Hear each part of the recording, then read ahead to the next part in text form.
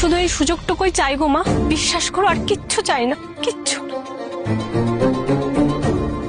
আমি ভালো হব, আমি পড়াশোনা করে একদিন দিদির মতো হব। তিতলি সকাল সকাল পুজো দিয়ে আসে, এতে পরিবারের সবাই অবাক হয়। তিতলি বলে, পুজো দিতে গিয়েছিলাম যাতে হ্যারির একটা ভালো চাকরি হয়ে যায় আর আমাদের ব্যবসার যেন উন্নতি হয়, সবার শরীরটা যেন ভালো হয়ে যায় আর আমিও যেন তাড়াতাড়ি সুস্থ হতে পারি।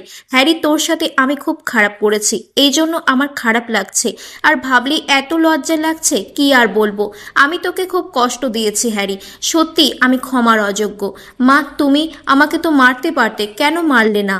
আমি যে এই ব্যথা পেয়েছি এতে আমার পাপগুলো কি ধুয়ে মুছে যাবে? না, আমি দিদির সাথে কত অন্যায় করেছি, কত ক্ষতি করেছি, আমি জানি না এতে কি করে আমি আমার পাপগুলো খণ্ডাবো। তিতলির বাবা ভাবে, এই মেয়ের হলো কি, এ যে ভূতের মুখে রাম নাম দেখছি, হঠাৎ এত পরিবর্তন, ও সত্যি কি এতটা বদলে গেল? তিতলি বলে, তোমাদের আশীর্বাদে আমার এই পাপগুলো ধুয়ে মুছে যেতে পারে। তিতলিকে তখন তার মা বলে, তোর হঠাৎ হলো কি? কি আবার হবে মা? আমার কি একটু ভালো হতে ইচ্ছে করে না? সবার মতো একটু হেসে খেলে জীবন কাটাতে চাই,